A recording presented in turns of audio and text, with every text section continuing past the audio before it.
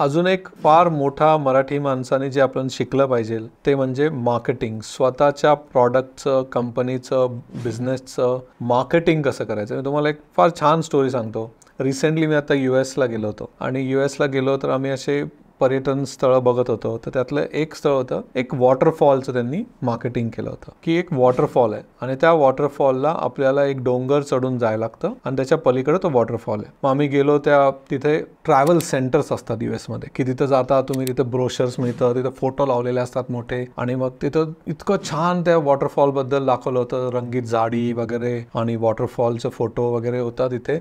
आम्ही सगळे फार एक्साइटेड की आता आपण हा डोंगर चढूया आणि तिथे तो वॉटरफॉल बघू, मस्तपैकी तिथे बसू वगैरे. आम्ही गेलो आणि ते इतकं छान त्याचं मार्केटिंग केलं होतं. तर आम्ही सगळे चढलो, चालत चालत गेलो, एक डोंगर चढून दुसऱ्या खाली उतरलो, 1-1.5 तासाचा ट्रेक करून खाली उतरलो आणि लिटरली तो वॉटरफॉल पाहिला. तो वॉटरफॉल म्हणजे आपल्या गावाकडे मागे आपल्या हाईटचा, म्हणजे 6 फूट हाईटचा वॉटरफॉल होता. म्हणजे इतका छोटा, पण त्यांनी मार्केटिंग एवढी केली होती. म्हणजे हायवे पासून बोर्ड लावले होते, सम वॉटरफॉल काहीतरी नाव होतं त्याचं, वॉटरफॉल. ठीक आहे, हायवे पासून बोर्ड होते त्याचे आणि लिटरली आपण तिथं गेलो आणि बघितलं तर काही नाही. त्यासाठी त्यांनी $15 चार्ज केले वॉटरफॉल बघण्यासाठी, $15 पर पर्सन. तर विचार करा, हा सगळा मार्केटिंगचा खेळ आहे. आपल्याकडे आपण मार्केटिंगला खूप मागे आहे. आज सकाळीच मी एक रील ऐकत होतो की जो दिखता है वो बिकता है, असं एक आपल्याकडे जुनी म्हण होती. ठीक आहे, पण आता हल्दीराम्स त्यांची काय म्हण आहे, जो ज्यादा दिखता है वो ज्यादा बिकता है. आय थिंक जो ज्यादा मार्केटिंग करता है वो ज्यादा बिकता है. आय थिंक हे आपल्याला फार जरुरी आहे. वॉटरफॉलची स्टोरी कायम लक्षात ठेवा. आपल्याकडे काही असू दे, आपल्याला त्या वॉटरफॉल सारखी मार्केटिंग करायची.